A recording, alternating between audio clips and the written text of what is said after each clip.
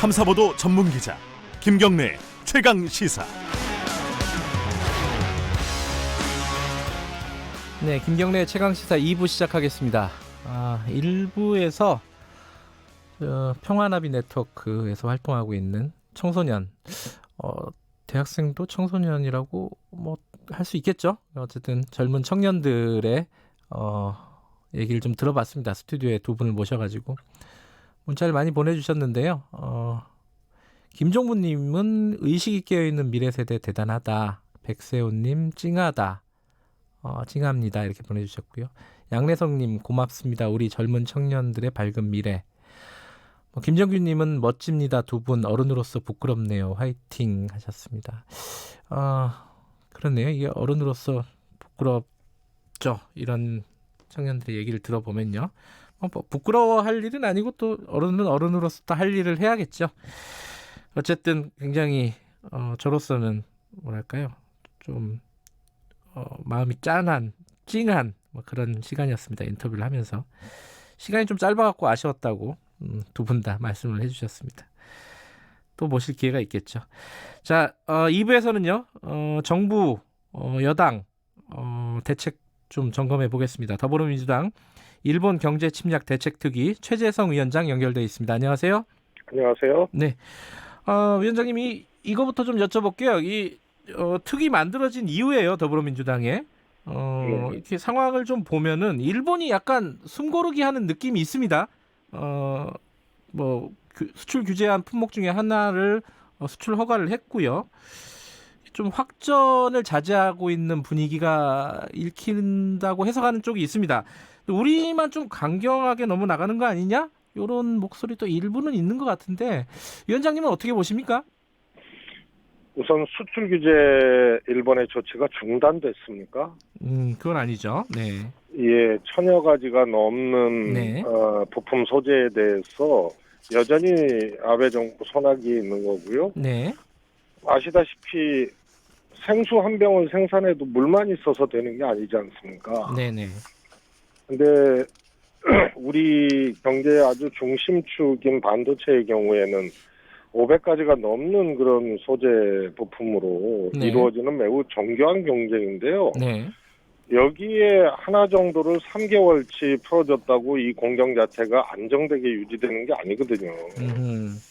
그래서 특히 이건 비메모리 분야인데 이게 이재용 부회장이 133조를 투자해서 대만을 따라잡겠다고 하는 그런 분야인데요. 10년 이상의 계획입니다. 네. 그래서 이거는 자유무역 체제에서 최대 수혜가 화이트 국가인데 네. 이걸 완전히 빼버렸고 오히려 여기서 최대 규제는 3년치 특별 포괄 승인하는 게 최대의 규제입니다. 네. 그런데 3개월치 500가지가 넘는 품목 중에 하나를 3개월치 열어주었다고 하는 거는 그거는 규제가 지금 진행 중입니다. 예. 그래서 삼성이 뛰어다니고 우리 기업들이 뛰어다니는 거 아닙니까? 그 상황이 달라진 건 없다 지금 이렇게 전혀 없는 거죠. 예, 판단하시는 거고요. 근데 요거 하나 좀 궁금하더라고요. 그 최재성 의원님, 그러니까 더불어민주당에서 일본 기자들 대상으로 간담회를 한번 열었잖아요. 이틀 전인가요? 그죠? 네네, 그렇습니다. 그때 일본 기자가 뭐 정부 여당이 반일 감정을 조장하는 게 아니냐라고 물어봤을 때 최재성 위원장이 이렇게 얘기를 했다고 이렇게 기사가 나왔더라고요. 그 아베 정부가 원인을 제공한 거 아니냐, 어떻게 생각하냐 이렇게 반문을 하셨잖아요. 근데 그 뒤에 기사가 없어요. 그 기자는 뭐라고 대답했습니까? 기자요? 예, 일본 기자가. 대답 안 했습니다. 대답 안 했어요? 예. 그래서 기사가 안 나왔군요. 네. 특별히 뭐 반론을 제기하거나 그런 건 아니었던 모양이에요, 일본 기자들이. 예. 그렇군요. 이제 다른 질문을 계속했죠. 네. 그렇군요. 반론 제기는 안 하고. 예. 자, 일본 측의 태도는 정책 기조는 변화된 게 없다라고 말씀을 하셨는데, 근데 우리 입장에서 보면요, 이 백색 국가를 일본에서 제외시킨 게 조금 애초에 생각보다 조금 연기가 됐다가 실행이 된 것 같아요. 이거는 좀 어떤 이유가 있었나요? 우선은 그러니까 지난주 상황이죠. 예. 지난주 한 주일 동안, 그러니까 8월 2일 날 일본이 백색 국가에서 우리를 뺐잖아요. 네네. 근데 그 주에 외교적 경로로 이 일본을 포함해서 이렇게 접촉이 좀 있었습니다. 네네. 그래서 그런 상황을 조금 보자. 네. 그래서 이제 한 주일 정도를 기다렸던 거죠.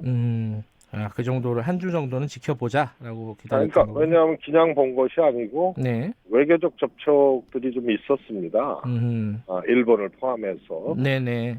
그래서 그런 상황을 보고 좀 판단을 해보자 했던 겁니다. 그러나 네. 접촉 결과 일본이 전혀 변화가 없다. 네. 이런 판단으로 이제 발표를 하게 된 거죠. 근데 이 좀 우려의 목소리가 일부 있는 거는 일본에 대한 맞대응이잖아요. 사실상 우리가 네. 화이트리스트에서 이제 일본을 배제한 게 이게 결국은 나중에 이제 우리가 뭐 WTO 제소나 이런 부분에서 국제사회에서 조금 뭐 일본도 그랬고 너희도 그렇고 똑같구나 이런 식으로 좀 불리하게 작용하지는 않을까라는 우려를 할 수도 있을 것 같아요. 어떻게 보세요? 적어도 아베 정부의 이런 경제 공격은 그 사안이 매우 중대하고 크지 않습니까? 네. 단순히 어떤 뭐 자기네들이 관세 장벽을 높이거나 뭐 어느 특정 품목에 대해서 뭐 농수산물 수입을 실질적으로 규제한다든가 이런 차원이 아니고요. 네. 글로벌 분업 체계의 중심에 있는 반도체, 한국 경제의 척추와 같은 그런 반도체를 때린 거거든요. 네. 그러면 이게 편안한 대응, 또 우리 피해만 생각하는 그런 소극적 대응으로 이게 해결이 되겠습니까? 그래서 이 사안의 중대성과 크기만큼 네. 대응하는 전략적 방식도 수위를 잘 해야 되는데요. 네. 그래서 우리 정부가 계속 얘기했지 않습니까? 왜 외교적 문제에 경제를 끌어들이느냐. 그리고 대통령께서 서로 이렇게 불행한 지점까지 가서는 안 된다고 얘기한 게 네. 이게 사안의 크기가 중대하고 크기 때문에 일방적으로 우리가 몰릴 수 없는 거고요. 네. 서로 맞대응하고 특히 경제산업적 측면에 대응을 하게 되면 양국이 다 피해니까 네. 거기까지 가지 말자는 얘기인데요. 네. 일본이 저렇게 된 다음에는 맞대응을 할 수밖에 없습니다. 그래서 왜 우리의 대응 방식이나 또 우리의 피해만을 생각하고 네. 지나치다 하지 말아라. 그러나 그렇게 얘기하시는 분들 자체가 아무 대안이 없어요. 결국은 무릎 꿇고 일본의 역사적이든 경제적이든 산업적이든 네. 무릎 꿇고 하라는 얘기 외에는 없는 거거든요. 그래서 네.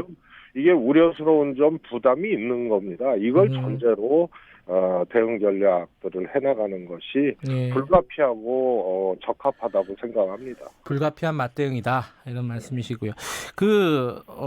지금 일본을 화이트리스트에서 제외를 한 거 이후에 우리가 내놓을 수 있는 카드가 뭐 수평적 조치 여러 가지 검토 대응책 이미 다 있다 이렇게 말씀하신 적이 있어요. 최재성 위원장께서 어떤 것들이 있습니까? 얘기해 주실 만한 부분들이 있나요?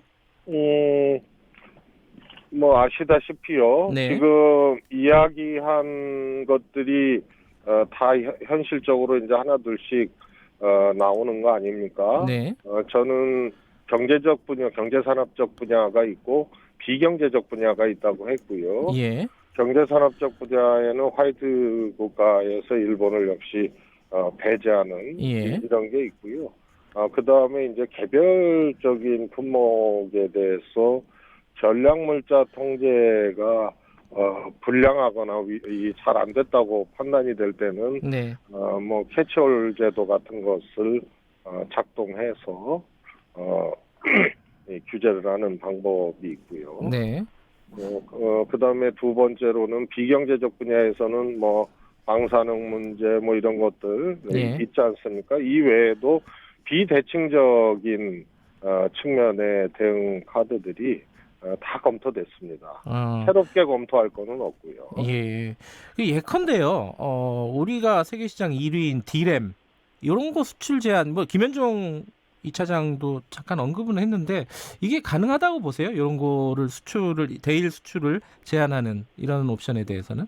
김현종 차장의 경우에는 네, 세계 글로벌 분업 구조에서 우리 반도체 기업의 생산에 차질이 왔을 때 네, 이것을 전제로 얘기한 거기 때문에요. 아하, 조금 예. 경우가 다릅니다만 네, 저는 일본이 우리를 전략물자 통제를 잘 못하고 있다. 그래서 안보상 신뢰할 수 없는 국가다 이러면서 뭐 왔다 갔다 했지만 하여튼 그 이후로 지금 수출 통제를 하고 있는 거 아니에요? 네, 그런데 그래서 우리 NSC에서 그런 국제기구에서 검증받아서 전략물자 통제 잘못하고 있는 나라가 책임지자라고 얘기했는데 묵묵부답이에요. 네, 그래서 들여다보니 일본이 유엔 보고서에 따르면 중대한 전략물자 통제의 결함들이 수십 건이 발견이 된 거 아닙니까? 예, 그런데 그거 하나하나가 뭐 레이더라든가 무기로 들어간다든가 뭐 이런 이제 자외선 측정기라든가 리코더라든가 이런 것들인데요. 여기에 다 반도체가 들어가요. 음흠, 네? 그래서 이것은 그냥 D램을 일본에 주느냐 마느냐 이런 문제가 아니고 네, 진짜 전략물자 통제 불량 국가인 일본에 특히 반도체나 이런 분야에 대해서 음흠, 통제를 못할 가능성들이 이미 증명이 됐기 때문에 네, 이거는 우리 문제가 된 거예요. 그리고 네. 국제적인 문제가 된 겁니다. 네. 그런데도 반도체를 계속 통제 없이 줘야 되느냐의 문제는 예, 적어도 우리가 수출하는 이런 반도체에 대해서 사용처라든가 시기라든가 이런 것을 구체적으로 네, 확인하면서 해야 되는 조치들이 예. 저는 필요하다고 생각합니다. 그러니까 현실적으로 전략물자 통제 차원에서도 디램 수출에 대해서 일정 정도 규제를 하는 게 지금 필요하다 이런 말씀이시네요. 저희의 일본 하이트 국가에서 배제한 거는요. 네. 조치입니다. 전화가 잠깐 안 들렸습니다. 다시 한번 말씀해 주시겠어요? 상응 조치라고 예. 얘기하는 게요. 예. 그건 보복적 측면의 상응 조치가 아니고요. 네. 일본이 수출 관리를 변경했잖아요. 유일하게 대한민국을 네네. 대상으로. 그래서 우리도 그에 맞게 수출 관리를 이동을 시켜야 되는 거예요. 네. 그런 차원이고요. 전략물자 통제를 못하고 있다고 했잖아요, 일본이. 예. 그래서 우리도 전략물자 통제를 잘할 수 있는 방향으로 이 수출관리 제도를 일본하고 똑같이 이동을 해준 거기 때문에요. 네. 이거는 보복이 아니고 수평적 조치입니다. 알겠습니다. 한두 가지만 더 여쭤봐야 될 것 같은데요. 여당 쪽에서 나왔던 얘기예요. 이거 최재성 위원장도 말씀을 하신 부분인데, 예컨대 일본 여행 금지 구역을 확대한다든가, 그리고 또 도쿄올림픽 보이콧을 한번 검토해 본다든가, 이런 부분들은 조금 좀 많이 나간 얘기 아니냐 지금 상황에서 이런 비판도 있습니다. 이 비판에 대해서는 어떻게 받아들이고 계신가요? 우선요, 네. 그 논의의 본질이 좀 왜곡이 됐습니다. 네. 뭐냐면, 후쿠시마 원전이 세계 최대의 사고 아닙니까? 네.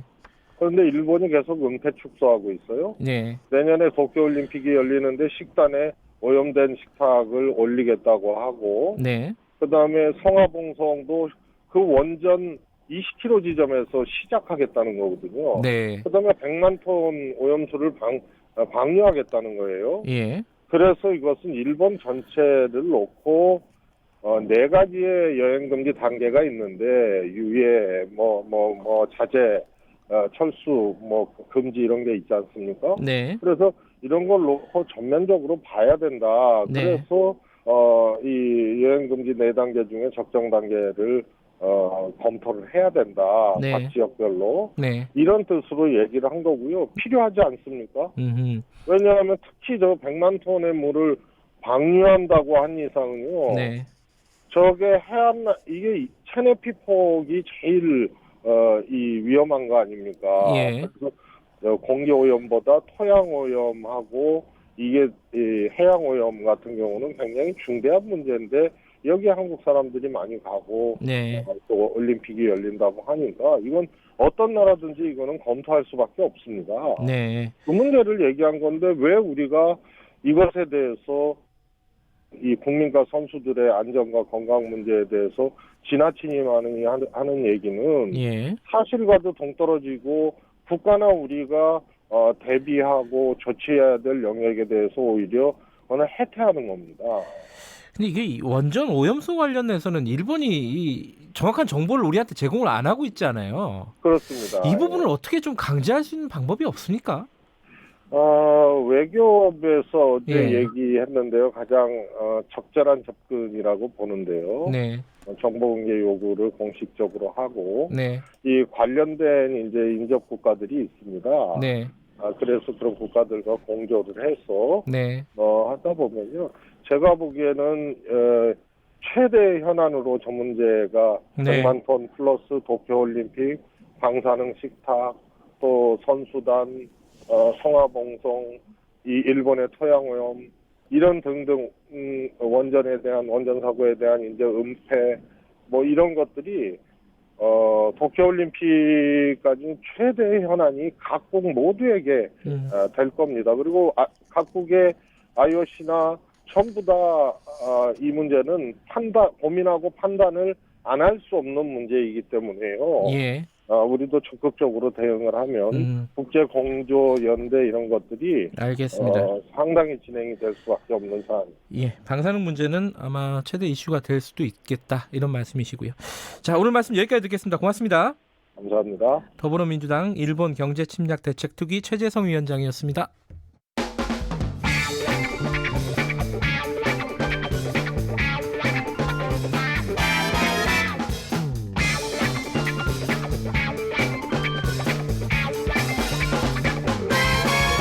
윤태곤의 눈.